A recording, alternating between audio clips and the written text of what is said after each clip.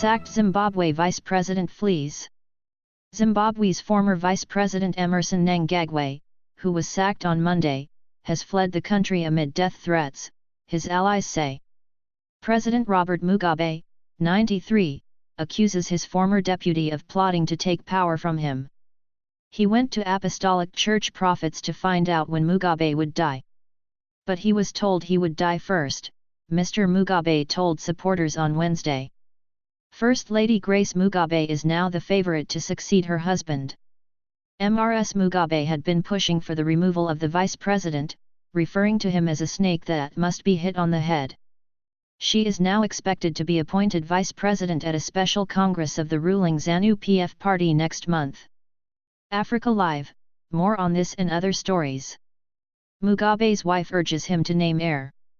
ZANU-PF expelled Mr. Mnangagwa from the party on Wednesday. Mr. Mugabe called his former deputy a conspirator and warned that he was planning to purge others in the party.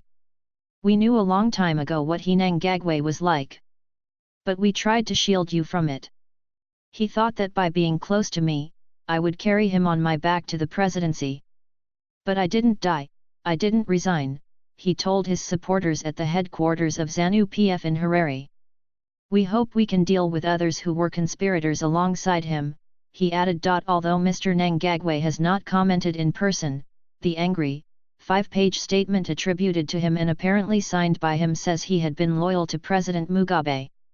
He said that he was being vilified by people who draw their power not from the people or party but from two individuals in the form of the First Family.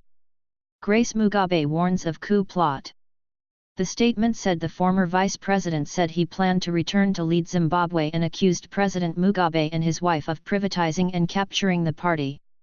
It also criticized ZANU-PF officials for allowing the party to be hijacked, saying that it was not personal property. "We must reject this insane and idiotic habit of expelling and suspending members of the party merely because we differ in opinion or have brighter and more progressive ideas of improving the lives of our people," the statement added. Possible treason charge. Shingai Nyoka, BBC News, Harare. Given that this statement has been issued by a third party, Emmerson Mnangagwa could disown it in future.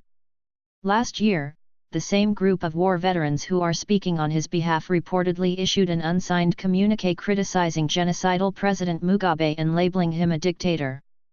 They disavowed the statement when they were arrested. If this 5-page letter is from Mr. Mnangagwa, he would probably be arrested on his return to Zimbabwe and charged with treason.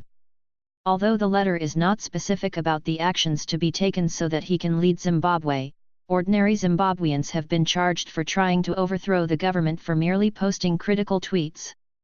Mr. Mnangagwa, a former intelligence chief, had been a leading candidate to succeed President Mugabe.